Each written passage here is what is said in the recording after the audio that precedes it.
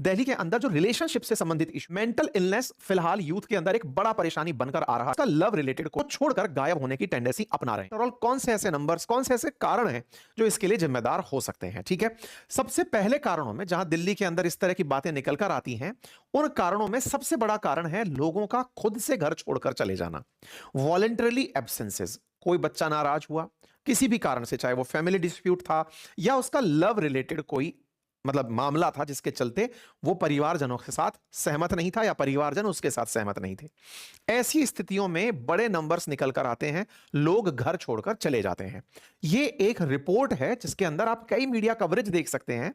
दूसरा जो बड़ा कारण निकल कर आता है वो है मेंटल हेल्थ क्राइसिस। साथियों, एक एनजीओ है जिसकी रिपोर्ट्स को अभी मैं आपके साथ साझा करूंगा। दिल्ली के अंदर जो रिलेशनशिप से संबंधित इश्यूज हैं, जिसके चलते एंजाइटी बहुत ज्यादा डोमिनेट कर रही है 26 साल से 40 साल के लोगों के बीच में, ये एक ऐसा विषय है जो कि लगभग अनआंसर्ड है। लोग ये मानकर चलते हैं कि इस एज में होने वाला एक कॉमन बिहेवियर है। लड़के लड़कियों के बीच के व्यवहार, पुरुष महिलाओं के बीच के जो व्यवहार हैं, उनमें रिलेशनशिप इश्यूज रहेंगे ही। उन्हें कोई शुरुआती प्यार कह देता है, इन्फेक्चुएशन कह देता है, मिड लाइफ क्राइसिस कह देता है।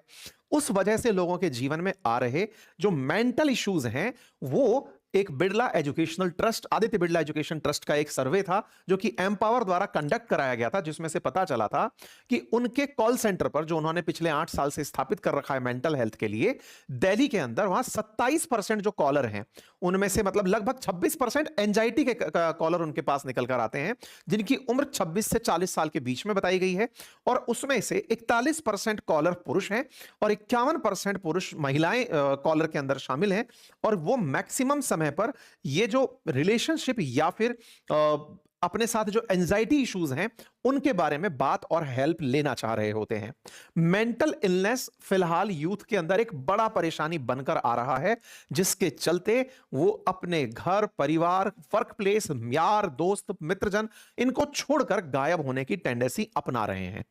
ट्रैफिकिंग और एक्सप्लॉयटेशन को हम इग्नोर नहीं कर सकते, ये बड़े कारणों में है जिसके चलते लोगों को उठा लिया जाता है। ऐसी बहुत सी सुर्खियां बनती हैं, लेकिन कभी मेंटल हेल्थ, परिवार की क्राइसिस, ये सुर्खी नहीं बन पाते क्योंकि लोग इन्हें रिपोर्ट ही नहीं करते या रिपोर्ट करने वाले लोगों को सीरियसली नहीं लिया जाता। कहा जाता है कि प्रेम प्रसंग के चलते चला गया होगा, आ जाएगा।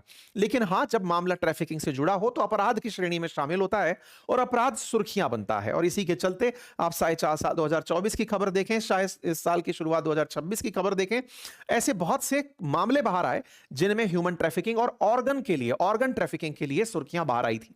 कई ऐसे मामले बाहर निकल कर आए जिसमें से किडनी गैंग सक्रिय थी, जो किडनी निकाल ले रही थी, किडनी ट्रैफिकिंग कर रही थी, गरीब लोगों को पैसे का लालच देकर, क्योंकि शरीर में 2 किडनी है, 1 किडनी दे दो। ऑर्गन ट्रांसफर लिस्ट में किसी को ऑर्गन नहीं मिल पा रहा है तो वो पैसे के दम पर गरीबों से किडनी खरीद ले रहा है, और किडनियां नहीं मिल रही हैं तो ऐसी गैंग सक्रिय हैं जो गरीब लोगों को लालच देकर के उनकी किडनी निकाल ले रही हैं, और वो लोग फिर तबियत खराब होने की वजह से मर गए हैं। इस तरह के गैंग्स की भी तस्वीरें और न्यूज आपके सामने रिपोर्ट की जाती रही हैं, और भारत जो है वो काफी ज्यादा किडनी के लिए सक्रिय रूप से इंटरनेशनली रिकॉग्नाइज हुआ है। यहां पर कैश फॉर किडनी जैसे स्कैम तक बाहर रिपोर्ट किए गए हैं। डेटा बताता है ग्लोबल फाइनेंशियल इंटीग्रिटी के अनुसार कि 10% से ज्यादा जो किडनी ट्रांसप्लांट हैं वो अवैध ढंग से हो रहे हैं। इसका 10% किडनी इधर उधर से मैनेज की जा रही हैं। और चूंकि ये दोनों किडनियों के अंदर ट्रांसप्लांट आसान इसलिए है क्योंकि जिसकी किडनी खराब हुई है वो दूसरी किडनी जब किसी से मांग रहा है तो जान नहीं मांग रहा है। 2 किडनियां हैं, 1 मांग ली, ये सोच करके उसको किडनी मांगने के लिए उत्साहित किया जाता है कि भाई 2 हैं, तुम्हारा 1 से भी काम चल जाएगा, 1 किडनी दे दो। ऐसा करके सामने वाले को बरगलाया जाता है, और इस तरह से इस देश के अंदर किडनी को रिसीव करने के लिए फॉरेन से भी लोग आ रहे हैं, विदेश से भी लोग आ रहे हैं। पता चलता है कि अलग अलग रेट्स पर किडनी बिक रही हैं, 40-40 लाख रुपए तक किडनी के भाव चल रहे हैं। और ऐसा बकायदा हॉस्पिटल्स की मिलीभगत से, डॉक्टर्स की मिलीभगत से रिपोर्ट किया जाता रहा है। कहा जाता है कि कुछ मेकशिफ्ट हॉस्पिटल्स होते हैं जहां पर किडनी को पहले निकाला जाता है और फिर वहां पर ट्रांसप्लांट किया जाता है। यह अपने आप में एक बड़ा रिस्की मामला हो सकता है। रेडीमेड टाइप, जैसे कुंभ के अंदर हॉस्पिटल्स बनाए जाते हैं, वैसे हॉस्पिटल्स का उपयोग इनमें किया जाता रहा है। खैर, यह केवल एक विषय नहीं है, ऐसे बहुत से विषय हैं। किडनी तो मैंने एक उदाहरण में आपको बताया। साथ ही साथ में साथियों, अर्बन माइग्रेशनल, सीजनल मूवमेंट और इनफॉर्मल वर्क भी दिल्ली में मूवमेंट का एक बड़ा रीजन बनता है। दिल्ली में आए दिन जो पॉल्यूशन की बातें आप सुनते हैं, अभी थोड़े दिन पहले गर्मी के कारण परेशानी थी, उसके बाद में बारिश के कारण परेशानी थी और अब फॉग के कारण परेशानी है, प्रदूषण के कारण परेशानी है। तो बहुत सारे लोग काम की तलाश में भी दिल्ली छोड़कर चले जाते हैं। अब अमीरों में हालाँकि उनकी रिपोर्टिंग इस बात पर नहीं होगी कि वो मिस हो गए, लेकिन हाँ, उनमें एक पैटर्न बन गया है कि वो सर्दियों के समय किसी दूसरे प्लेस पर जाकर काम करना प्रेफ़र करते हैं कि दिल्ली को अब हम सैटेलाइट तरीके से कनेक्ट करके रख लेंगे। ये सारी चीज़ें और लोगों में भी माइग्रेशन के तरीके में देखी जा सकती है और ऐसे लोग जब गायब होते हैं, कई बार परिवार से जिनका कनेक्ट बहुत अच्छा नहीं है, वो शहर छोड़कर निकल गए और उनकी रिपोर्ट्स नहीं की जा सकती। साथ ही साथ एडमिनिस्ट्रेशन के अंदर भी अब सक्रियता बहुत बड़ी है। जैसे कोर्ट का पुलिस को आदेश है कि आप 24 घंटे का इंतजार मत करिए कि 24 घंटे बाद रिपोर्ट करेंगे, बच्चा खोया होगा तो आ जाएगा। शुरुआती 24 घंटे भी तो बहुत इंपॉर्टेंट हो सकता है। कोई रैंसम मांगने के लिए कॉल करे, हो सकता है किसी का अपहरण हो, 24 घंटे में वो लेके फरार हो जाए।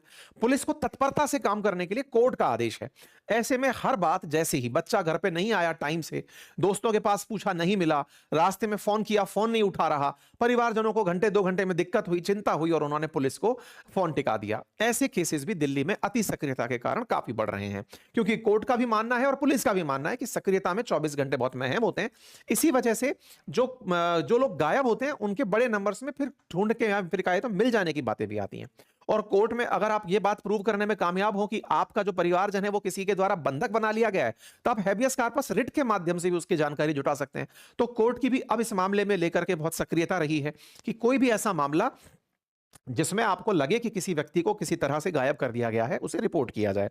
हालांकि पुलिस इसके ऊपर ऑपरेशन मिलाप चलाती रही है, जिसमें वो परिवारजनों को बच्चों से या भी जो परिवारजन हैं उनसे मिलाने के तमाम प्रयास रहे हैं।